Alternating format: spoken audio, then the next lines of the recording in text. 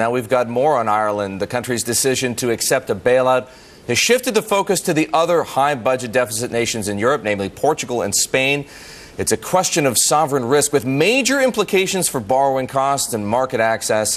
One few know better than Daniel McGovern, manager of sovereign risk for Moody's, which means he is in charge of all of Moody's sovereign credit ratings. Dan is a former advisor to the Bank of England and to the IMF. He's here with us this morning in New York City. Dan, there are a lot of questions about Ireland right now, but here's one for you. Why is this bailout, why does it seem to be so different from what we saw play out with Greece? There was a lot of hand-wringing over Greece, but eventually it got done. Here it seems, at least today, there's less of a chance of this bailout getting done as conceived only 2 days ago than there was just yesterday.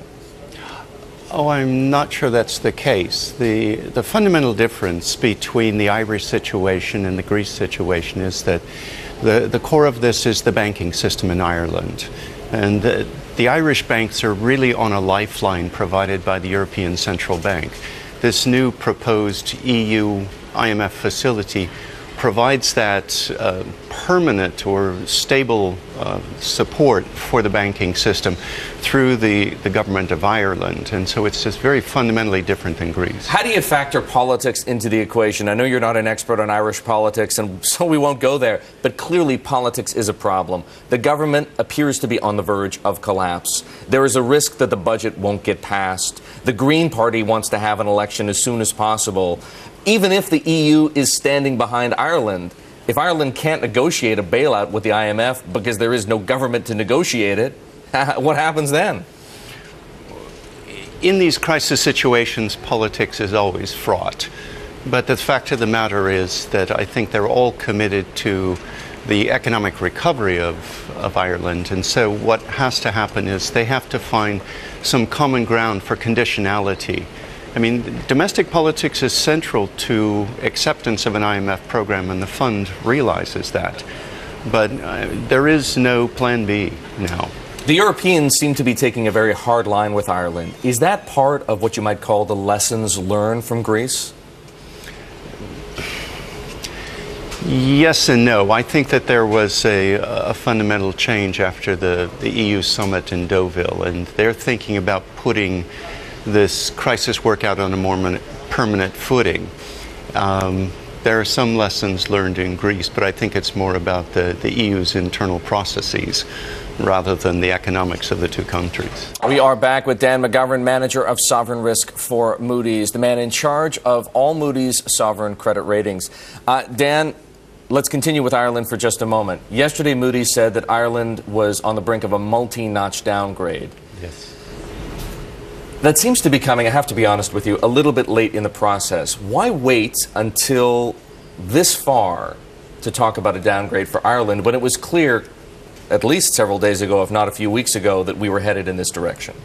Well, actually, we announced on the 2nd of October that we were putting the country under review for this. But I think several events have happened since October which have increased our concern.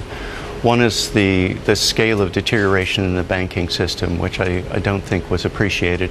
And also the financial markets have not been kind to the periphery countries since the announcement by the European leaders after the summit.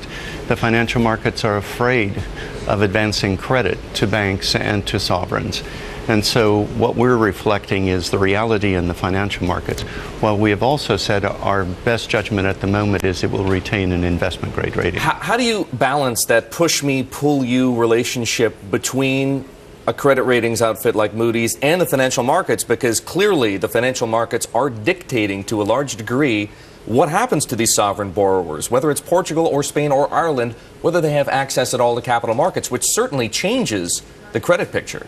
You're absolutely right. I mean, our view is to take a medium-term perspective. Our ratings are supposed to be stable and solid for 18 months to 3 years, but the capital markets can withdraw money. In emerging markets, we call it a sudden stop. It's the first time the Europeans are beginning to experience this.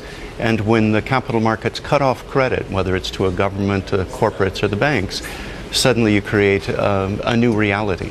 So independent of what you think the credit fundamentals are for Portugal and Spain, how afraid are you that we are going to see a sudden stop, that credit is going to be shut off to countries like Spain, maybe Portugal, or perhaps Portugal first, then Spain, and possibly even others?